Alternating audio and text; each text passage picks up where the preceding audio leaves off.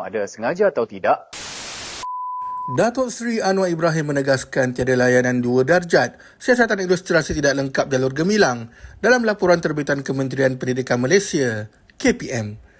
Perdana Menteri berkata, penghinaan itu tidak boleh dipandang ringan kerana menyentuh identiti nasional iaitu jalur gemilang. Kekilafan ini dipercayai berpunca daripada penggunaan teknologi AI untuk menghasilkan imej tersebut. Sama ada sengaja atau tidak, hakikatnya ia tetap menyentuh sensitiviti nasional yang tidak boleh dipandang ringan. Yang Amat Berhormat Perdana Menteri menegaskan bahawa tiada layanan 2 darjat dalam isu ini.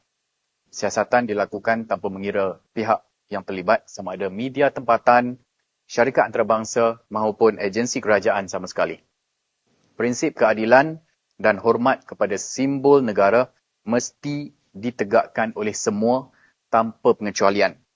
Dan semua pihak perlu lebih peka dan berhati-hati dalam soal penerbitan bahan berkaitan simbol ataupun maruah negara. Yang Amat Berhormat Perdana Menteri menyambut baik inovasi dalam bidang teknologi termasuk kecerdasan buatan yang kian meluas dalam pelbagai sektor iaitu sektor media, pendidikan dan perniagaan.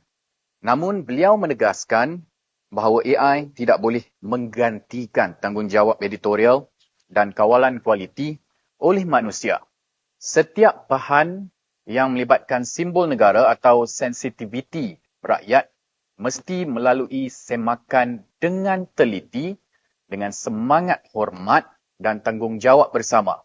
AI ialah alat yang hebat, tetapi jika digunakan secara cuai, ia boleh mengundang implikasi yang besar terhadap keharmonian dan perpaduan negara.